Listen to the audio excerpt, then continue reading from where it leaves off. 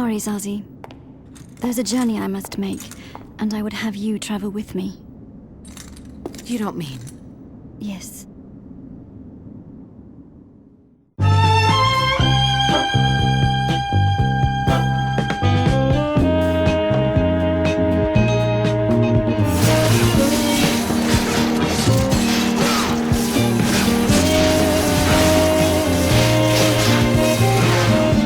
Welcome to a land of high adventure, of monsters, magic, light and darkness, elves with lots of cleavage. Where do they find these girls?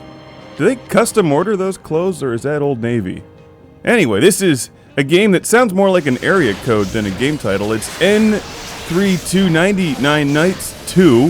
Why is it called 99 Nights 2? I'll let the guy with the crazy mullet explain. That the Lord of the Night is born from the orb of darkness, but that without the orb of light, he should be reduced to ashes on the 100th morning following 99 days of night.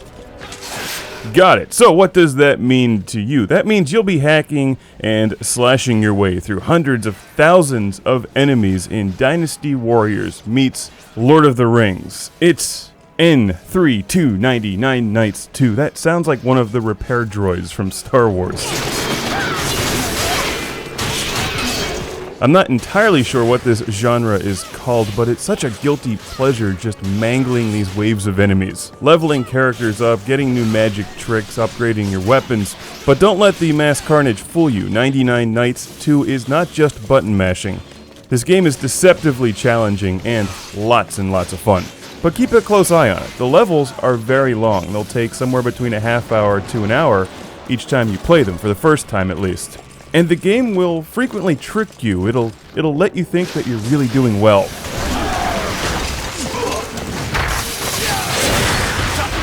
You'll waste what feels like an entire army, and then you'll encounter an end boss that crushes your will and sends you home crying. Reminding you that you've really got to level your character up before you try that again.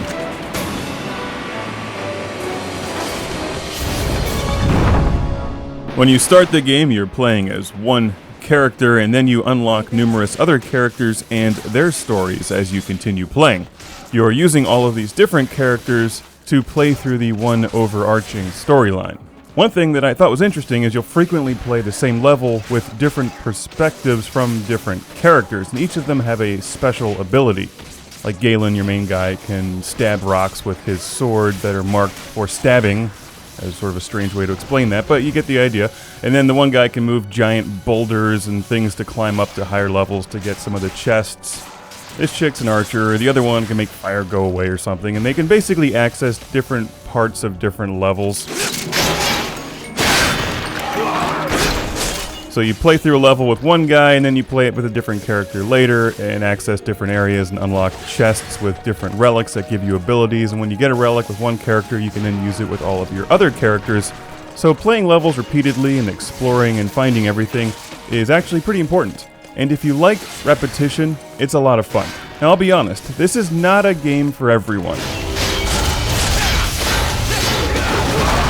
If you're familiar with and enjoy the Dynasty Warriors and Samurai Warriors games, you'll probably like this one a lot. 99 Nights 2 is published by Konami and has a very different feel. It feels slicker and more polished than the Dynasty Warriors games, but the gameplay is very similar. It's not quite as linear or glamorous as maybe like a God of War 3 or Bayonetta, but somewhat similar in a way, except instead of having more of these one-on-one encounters, you're just slaughtering these armies of bad guys. You don't always have to. Sometimes you can avoid them or jump around them. Other times you have to kill them all. And then there's end boss battles, which aren't really the highlight of the game. I don't really care for the end boss battles. I enjoy the soothing relaxation of burning people with monsters and cutting them in half.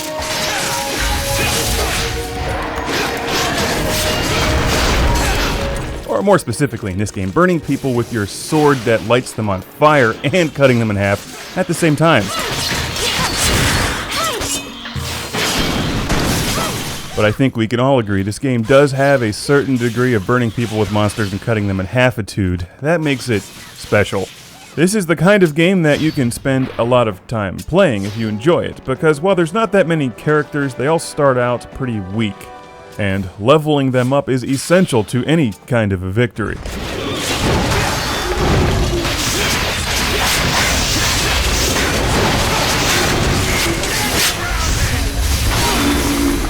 You earn points for all of the enemies you slaughter, and there's chests that you open that remind me of God of War, giving you additional points that you can then spend later when leveling up your character, weapons, or abilities. As you play through the game, you encounter varieties of enemies like these jellyfish that shoot fire at you and these bird-like things you have to knock out of the sky and then slaughter. The controls and the camera controls work well, and even though there's sometimes hundreds of enemies on screen all at once, it's usually extremely smooth.